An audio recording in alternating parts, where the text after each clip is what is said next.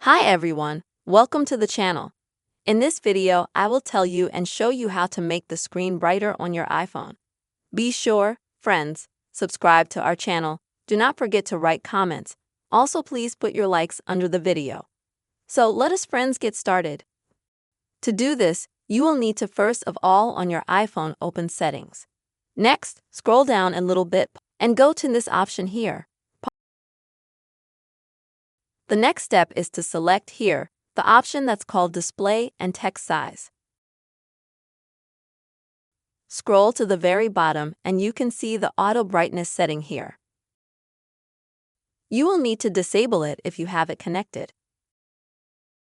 Now on the right side of your iPhone screen, swipe down from the top. Tap and hold on Brightness. If you have some yellow brightness on your iPhone, like I have it on right now, then turn it off. If you have black mode enabled, definitely turn that off as well. And here you'll need to swipe just to the top, so you can turn off the maximum brightness.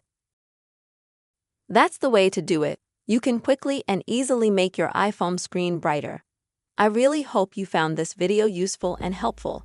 Don't forget to put likes, write comments, and be sure to subscribe to the channel. Bye bye, everyone.